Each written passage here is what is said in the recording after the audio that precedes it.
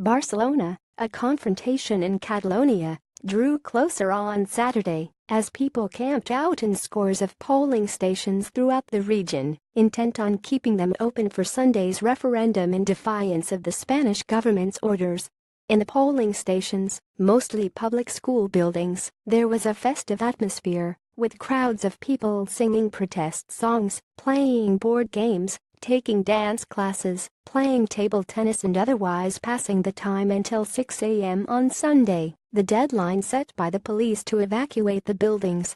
It remained unclear how many polling stations will open. Spain said on Saturday that only 163 voting sites were occupied, far below the 2,315 stations that Catalonian officials had promised.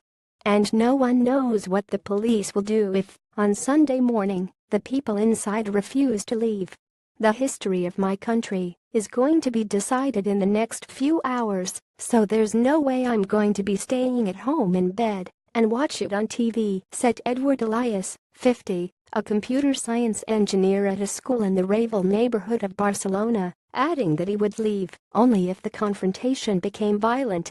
Imagine you would have been offered the chance to fight alongside George Washington, Mr. Elias said.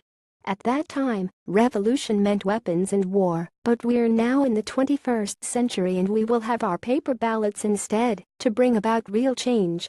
Parents gathered on Friday at the Miquel Tarradell School in Barcelona, a polling station, to oppose efforts to prevent voting. Samuel Aranda for the New York Times. The government of Catalonia, an autonomous region in northeast Spain, this month approved laws to hold a referendum, which it said would be binding. Spain's Prime Minister, Mariano Rajoy, has warned that the vote violates the constitution and that Spain will use all possible means to stop it. But a large number of Catalonia's 7.5 million residents are likely to ignore that warning, presenting Mr. Rajoy with the uncomfortable choice between using security forces to clear large crowds or allowing the vote to take place and thereby acknowledging that the nation's government in Madrid was unable to control events. Among the central players on Sunday will be Catalonia's regional police, who number 17,000 and who have signaled reluctance to use force on citizens who go to vote. Police on Saturday entered the Catalonian regional government's telecommunications and information technology center after a court on Friday ordered them to stop electronic voting. The court also ordered Google to eliminate an application designed to help Catalans identify polling stations. Opinion polls have indicated that less than half of the region's residents support independence, though a majority want to vote on the region's future, and crowds gathered on Saturday in Catalonian cities and towns to call for unity with Spain. Fernando Sachu, 67, a retired mechanic who was born in Huesca and has lived in Catalonia since he was 5, said that the mounting demand for independence has made him apprehensive about expressing his opinions in public. Catalans camped out at the Miquel Tarradell School on Saturday. Manu Fernandez, Associated Press. Both sides have been very stubborn, the Spanish and the Catalan, and the only victims are going to be us, Mr. Sachu said. I have a very clear position. If this is a republic, I will have to leave. Because I feel like this is being forced on me.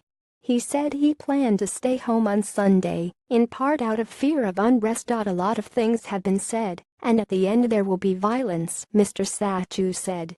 The day passed peacefully in most places, but in Melu, a community near Barcelona that is home to many immigrants, 4 people who were camped out at a school were shot with a BB gun.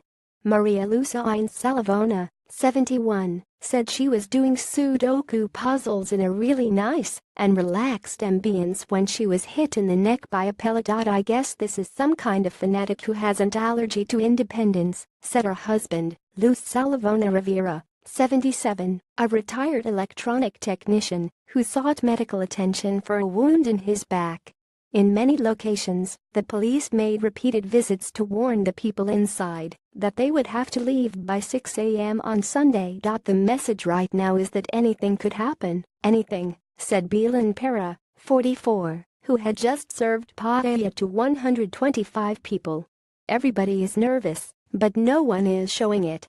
Follow Ellen Barry at Ellen Barrett and Raphael Minder at Raphael Minder on Twitter.